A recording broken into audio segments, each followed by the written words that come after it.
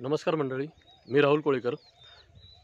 आज जेव्हा छावा चित्रपट प्रदर्शित झाला तेव्हा छत्रपती संभाजी महाराजांवर जे क्रूरतेने जे अत्याचार झाले, ज्या क्रूरतेने त्यांची हत्या केली औरंगजेबाने, त्यामुळे सर्व लोकांच्या मनात जो राग तयार झाला, जो राग निर्माण झाला, त्यामुळे आता कुठेतरी लोक जे औरंगजेबाची जी समाधी आहे औरंगाबादमध्ये, जी संभाजीनगर, छत्रपती संभाजीनगर जे नवीन नाव आहे, त्या ठिकाणी जे औरंगजेबाची जी समाधी तोडण्यासाठी सर्वजण आता प्रयत्न करत आहेत।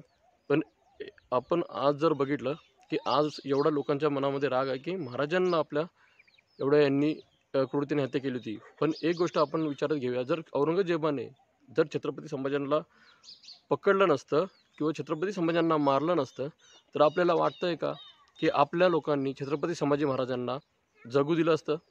छत्रपती संभाजी महाराजांना छत्रपती होण्याच्या अगोदरही 2-3 वेळा त्यांना मारण्याचा प्रयत्न केला गेला आणि त्यानंतर छत्रपती संभाजी महाराजांना औरंगजेबाला पकडून देण्यात आलं आणि तरीही जरी समजा जर संभाजी महाराज त्या औरंगजेबातून सुटून जर निघून गेले असते, तर आपल्याला ह्या संभाजी महाराजांचा जर खून झाला जरी केला असता, ते कपट रीतीने कटकारस्थान रचून जर खून केला असता, तरी आपल्याला ह्या गोष्टीची कल्पना आणि जाणीवसुद्धा होऊ दिली नसती।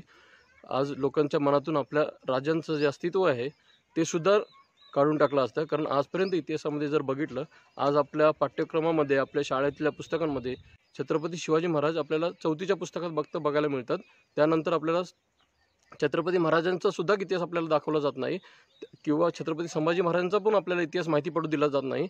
आपल्याला इंग्रजांच्या अगोदरचा किंवा बाहेरचे जे पण लोक आहेत, जे फॉरेन कंट्रीतले लोक आहेत, त्यांचा इतिहास आपल्याला शिकवला जातो।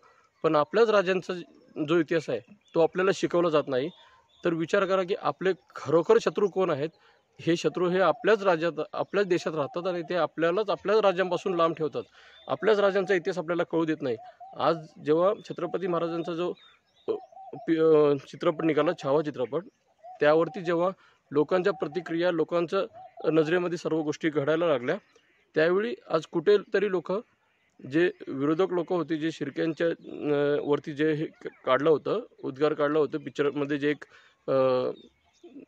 जे छत्रपती संभाजी महाराजांचं कटकारस्थान रचलेलं त्यांनी दाखवलंय, आज ते लोकसुद्धा त्यांच्या विरुद्ध प्रतिक्रिया करत आहेत। पण आज जेव्हा छावा ही कादंबरी लिहिली गेली, तोपर्यंत आजपर्यंत त्यांनी कधीच कोणती प्रतिक्रिया केलेली दिसत नाही, किंवा कधीच कुठे उठाव केलेला दिसत नाही। पण आज जगभरातून जेव्हा त्यांना विरोध होतोय, तेव्हा मात्र सर्वजण जागे होत आहेत आणि सर्वजण की आम्ही गुन्हेगार नाही, आमचे राजे गुन्हेगार नव्हते, आम्ही स्वराज्यासाठी पाठिंबा दिलेला होता। नक्की तथ्य काय, खरं काय, आता यावरती तुमच्या काय प्रतिक्रिया आहेत ते कमेंटमध्ये नक्की सांगा।